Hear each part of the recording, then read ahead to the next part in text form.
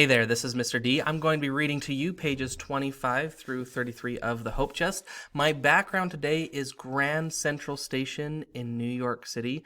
It's a very famous train station, and this is when Violet first gets to New York. This is the train station that she sees.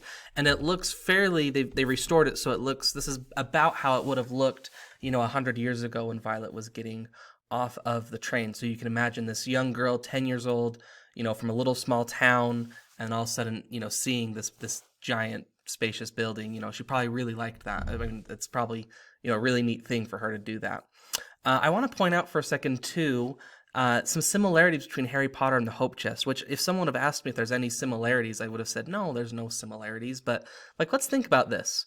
Both books start with a kid who I think the same age. I think they're both 11. I think Violet's 11. And their parents, or their guardians in the case of Harry Potter, is withholding important letters from them. In the Hope Chest, that it's Violet, her letters are being, from Chloe, are being withheld from her. And in Harry Potter, the letters from Hogwarts are being withheld from him. And they both end up going on this magical adventure and, getting on a train and going to a train station. So, yeah, interesting similarities that I never picked up on before, so that's a good text-to-text connection. All right, I am on 25, right on the cliffhanger with Mrs. Renwick. Mrs. Renwick seemed to sense what was on Violet's mind and changed the subject. "I'm dying, Violet," she said. Violet stared at her. She felt bad for thinking uncharitable thoughts of Mrs. Renwick. "I'm sorry." "Too kind," Mrs. Renwick murmured. "What of?" said Violet, and then realized that this was an extremely rude question.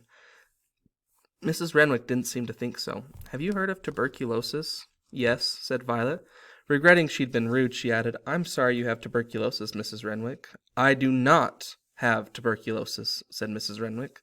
Violet stared again. "But I thought you said—" "Those foolish doctors don't know what I have," said Mrs. Renwick with proud finality. "Oh," said Violet. "Dozens of doctors have seen me, and none of them can say what is the matter with me. Not one."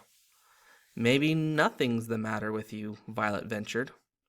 "Excuse me, are you a doctor?" asked Mrs. Renwick coldly. "Of course not," said Violet, irritated.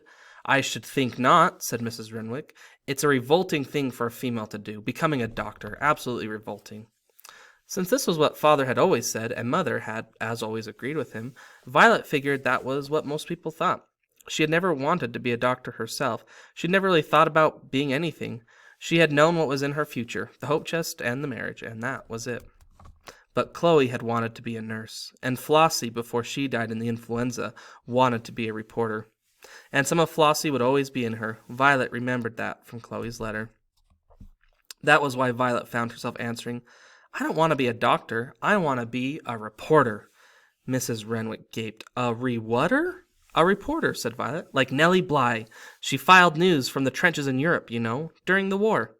Somehow Violet felt she had to say this to Mrs. Renwick for Flossie's sake. "How absolutely appalling," said Mrs. Renwick, rolling her eyes upward and fluttering her eyelashes at the same time, which had the disconcerting effect of making her eyes go all white. "A female in the trenches." "There were plenty of females in the trenches," Violet said.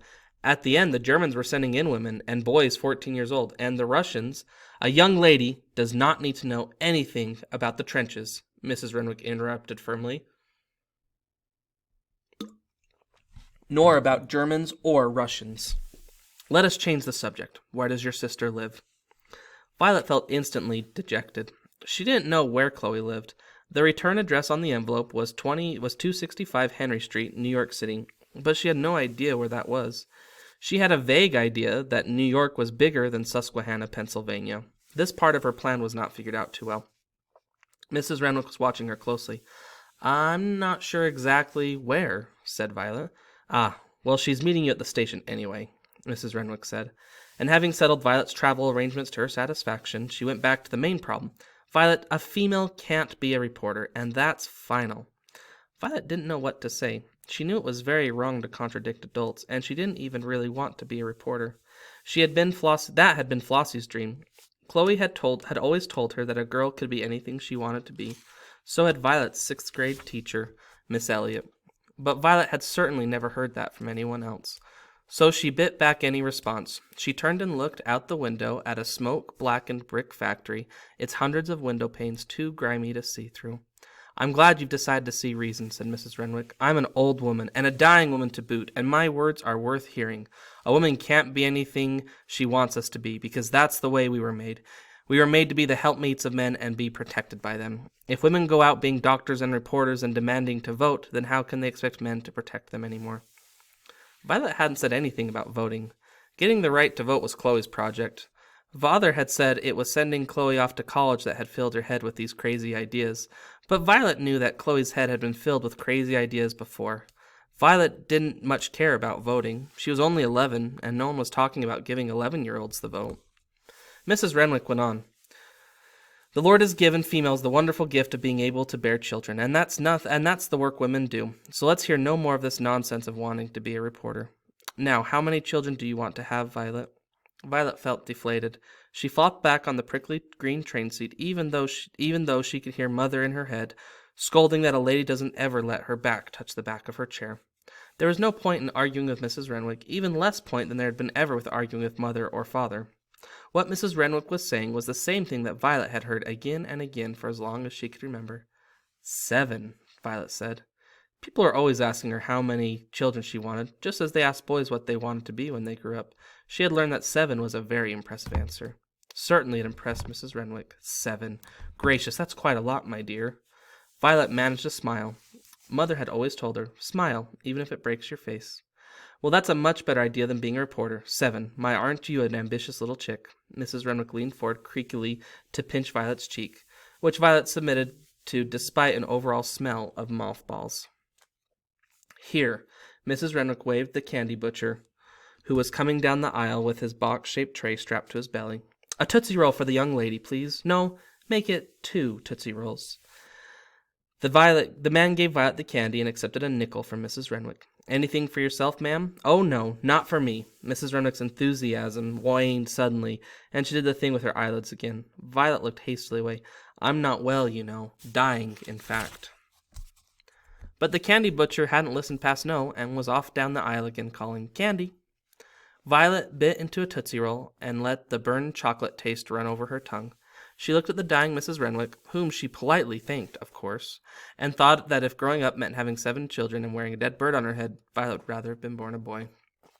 Chapter 3. Meeting Myrtle. The train was stuck for a long time in Scranton because of some sort of trouble on the tracks. It was evening when it pulled into New York. The station was huge. Violet bid a hasty farewell to Mrs. Renwick and sped away, looking like she knew where she was going. She was conscious that other people had suitcases and even trunks, which colored men in dark uniforms and red caps wheeled along for them on carts. She had nothing at all but her letters from Chloe and 67 cents pinned in a handkerchief inside her blouse. The train station went on, its stone floors and high vaulted ceilings echoing with the voices of hundreds of people. Now what? It was hard to think straight with all this noise. New York was somehow much louder than Violet had imagined. Violet looked over her shoulder to see if Mrs. Renwick was still watching her, but Mrs. Renwick was gone. Violet was glad, but also scared. She needed to ask directions, but she did not know how. A policeman in a blue uniform stood beside an iron pillar, swinging his stick. Speaking to adults was dangerous business. One wrong word could get you sent to your room without dinner. How did you address a police officer? Girls weren't supposed to say sir. That was for boys, and the wrong sort of people. You should call him Mr. something, but she didn't know the police officer's name, and speaking without being spoken to was always wrong. Violet took a deep breath. If she did not break any of these rules, she was going to be stuck in this train station forever. Excuse me, sir. Can you tell me the way out of the train station? The policeman leaned down and peered at her as if she were very small. The exit's at the top of the stairs, little girl. Where's your mamma? My sister's waiting for me, Violet said hastily. Uh-huh, the policeman said, looking suspicious. Well, why don't you just stand right here with me, and we'll wait for your sister together.